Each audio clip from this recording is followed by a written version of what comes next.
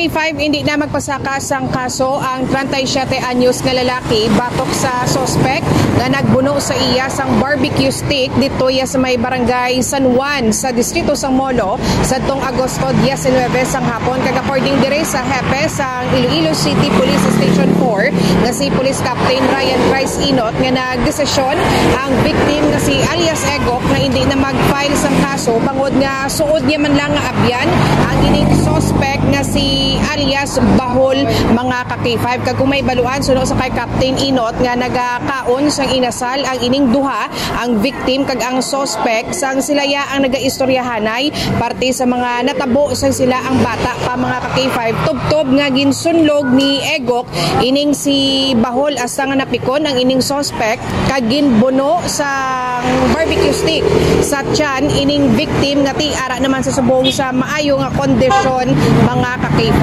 Samtang nagapadayo naman ang hot pursuit operation sa Police Station 4 matapos nga nakapalagyo si alias Bahol. Dugang pa nga tupad balay lang ang biktima kag suspect sa din mag-abinay na ang mga ini humalin sang bata pa sila. Ginathagman ni Captain Inot nga wala sa impluwensya sa makahulubog nga ilimnon ang duha sang natabo ang krimen. At large pa ma'am, pero ang biktima ma'am nakagwa naman kag ginaano naman ma'am kung mag-file siya or hindi.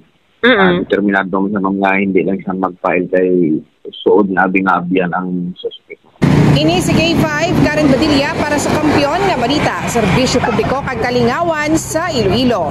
K5 News FM. This news is brought to you by, do you feel tired all the time? Do you have frequent infections? Do you have always cold? It's a sign of low immune system. Boost your immune system with Clinica D3 Bio. Antibacterial, natural antioxidant, immune system booster. Clinica D3 Bio has vitamin D3, lauric acid, and monolurine to fight against all viruses. Try Clinica Vitamin D3 with Coccus nocifera.